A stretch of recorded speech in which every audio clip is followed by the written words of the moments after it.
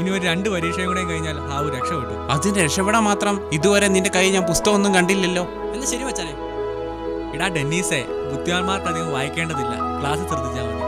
അത് ശരിയാ. ക്ലാസ്സിൽ കയറാത്തതിന് എത്ര പ്രാവശ്യം നീ അപ്പനെ വിളിച്ചോണ്ട് പോയിട്ടുണ്ട്? അത് ക്ലാസ്സിൽ കയറാത്തതിനല്ല, എന്റെ പെർഫോമൻസ് കണ്ടിട്ട് ടീച്ചർ അപ്പനെ വിളിച്ച് അഭിനന്ദിച്ചല്ലേ. മതി മതി, കേൾക്കുന്നതിനും വലിയൊരു പരിധി.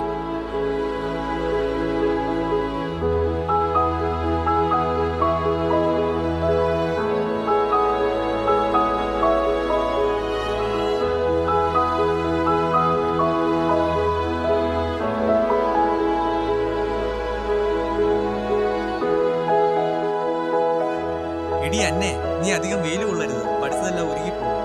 കഴിഞ്ഞ ഇംഗ്ലീഷിന്റെ പരീക്ഷയ്ക്ക് ഒരു എസ്സേ എഴുതാൻ പറ്റിയില്ല. സത്യത്തെ ഇംഗ്ലീഷിന്റെ പരീക്ഷയ്ക്ക് എസ്സേ ഉണ്ടായിരുന്നോ? ഞാൻ കണ്ടില്ല. നിങ്ങളൊന്ന് നിൽക്കുക, ഞാൻ മാതാവിന്റെ ഗ്രോട്ടോയുടെ മുൻപിൽ ഒന്ന് പ്രാർത്ഥിക്കട്ടെ. എന്തൊരു പ്രാർത്ഥന! മാതാവ് ഇപ്പൊ നേരിട്ട് വന്ന് അനുഗ്രഹിക്കും.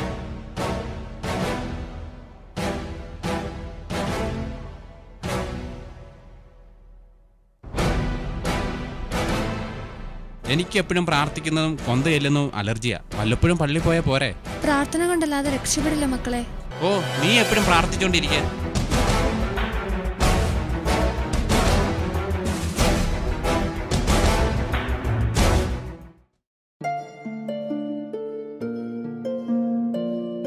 പാവൻ ജോസിന്റെ കാര്യം, അവന്റെ അപ്പൻ മരിച്ചുകൊണ്ട് കുടുംബത്തിന്റെ ഭാരം മുഴുവൻ അവൻ ചുമക്കണം.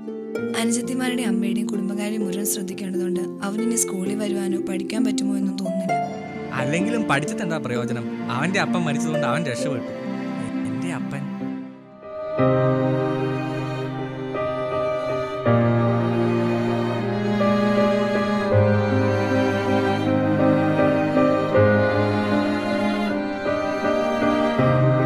എടാ, നിനക്ക് എന്നോട് ഈയിടെ ഒരു ബഹുമാനം ഇല്ലല്ലോ. അപ്പനെ ഞാൻ ഇപ്പൊ ബഹുമാനിച്ച് രൂപ കൂട്ടിയിരുത്താം. എന്നെ അനുസരിച്ച് മര്യാദയ്ക്ക് ഇവിടെ കഴിഞ്ഞോണം, ഇല്ലെങ്കിൽ നിന്നെ ഞാൻ കൊന്നുകളയും. മനസ്സിലായോടാ നിനക്ക്? കൊല്ലാനിങ് വാ, നിന്ന് തരുവല്ലേ ഞാൻ. അറുതല പറയുന്നോടാ നിന്നെ ഞാൻ. ഒറ്റ ദിവസം പോലും എനിക്ക് സമാധാനം തരില്ല ആ തണ്ട. ജോൺസ, അപ്പനെ കുറിച്ച് അങ്ങനെയൊന്നും പറയരുത്. നിന്റെ അപ്പൻ അങ്ങനെയാണെങ്കിൽ എന്റെ അപ്പനെ അമ്മയും കണ്ടിട്ട് വർഷം 4 ആയി. അവർക്ക് സമയമില്ല എന്നെ കാണാൻ. കുറെ കാശ് കുന്നുകൂടുന്നുണ്ട്. ആകെ ഉള്ളത് മാസത്തിൽ ഒരു ഫോൺ കോൾ. സ്നേഹം തരാത്ത അപ്പനും അമ്മയും ഉള്ളതിലും ഭേദം. അങ്ങനെയൊന്നും പറയരുത്, ദൈവം ക്ഷമിക്കുകയില്ല. നിന്റെ ഒരു ദൈവം, ദൈവത്തിനെ സ്നേഹിക്കുക ശക്തി ഉണ്ടെങ്കിൽ പിന്നെ നമ്മെ എന്തിനാണ് വേദനിപ്പിക്കുന്നത്?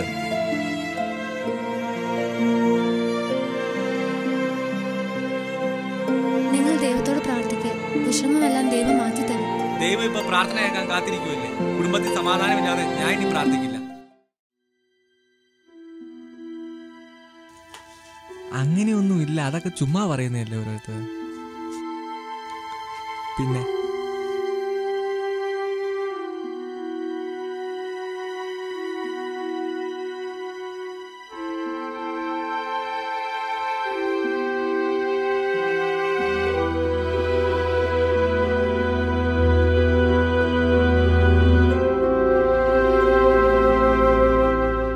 ജോൺസ, നമ്മുടെ അന്നക്കുട്ടിയുടെ അമ്മയ്ക്ക് ക്യാൻസർ ആണെന്ന്, രക്ഷപ്പെടാൻ സാധ്യത കുറവാണെന്നാണ് കേട്ടത്. നിന്നോട് ആരാ പറഞ്ഞത്?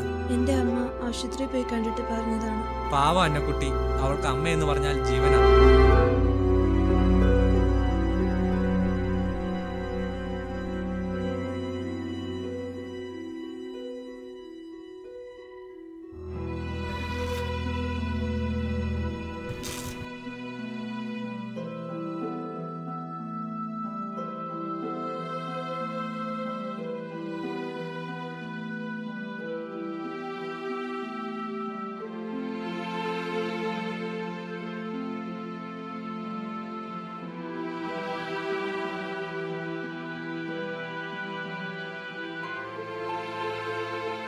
നിന്നെ എന്ത് പറഞ്ഞ് സമാധാനിപ്പിക്കണമെന്ന് ഞങ്ങൾക്കറിയില്ല.